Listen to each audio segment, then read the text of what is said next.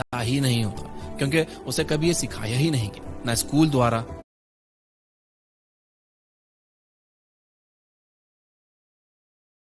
ना पेरेंट्स द्वारा और ना किसी दोस्त के द्वारा। और इसलिए ही आज मैं ऐसी कुछ सिंपल स्टेप्स शेयर करने वाला हूं जिसे फॉलो करने से हमारे देश का एक मिडिल क्लास इंसान भी इस ट्रैप से बाहर निकल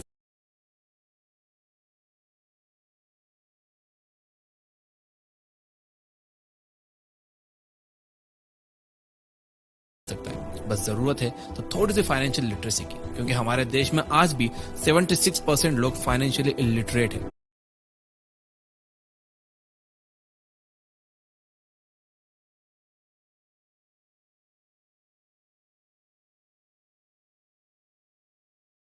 और इसी कमी को देखते हुए ये जिम्मा हमने उठाया है कि हम जितने भी लोगों तक ये एजुकेशन पहुंचा सकते हैं, ये बुक चैनल के जरिए हम इस नॉलेज को फ्री में पहुंचाएंगे। बस ये वीडियो अपने दोस्तों के साथ शेयर करना मत भूलना। आज हम डेविड बाक की बुक द ऑटोमेटिक मिलियनर से कुछ ऐसे टाइमलेस प्रिंसिपल्स सीखेंगे जो आपको मिडिल क्लास ट्रैप से बाहर निकालकर एक मिलियनर बनने में काफी मदद करेंगे।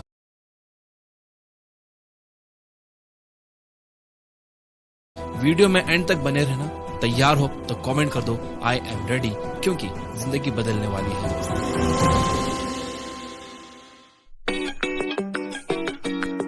बुक के ऑथर प्रोफेशन से एक फाइनेंशियल एडवाइजर थे और उन्होंने अपने 20s से ही लोगों के साथ अपना फाइनेंशियल नॉलेज शेयर करना शुरू कर दिया था।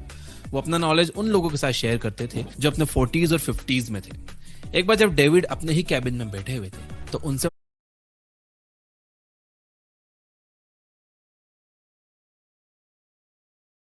उनके एक स्टूडेंट ने पूछा कि मुझे आपसे अपने फाइनेंसेस के बारे में सलाह लेनी है।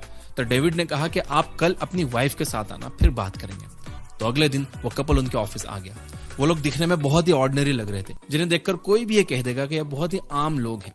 डेविड के दिमाग में भी उस कपल की कुछ ऐसी ही ऑर्डिनरी इमेज बन गई थी। पति का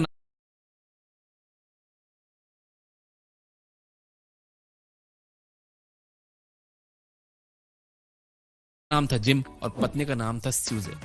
जिम 50 साल के थे। उन्होंने डेविड को अपने बारे में बताया कि वो पिछले 30 साल से एक ही कंपनी में काम कर रहे हैं और उनकी एनुअल सैलरी $40,000 है, जो कि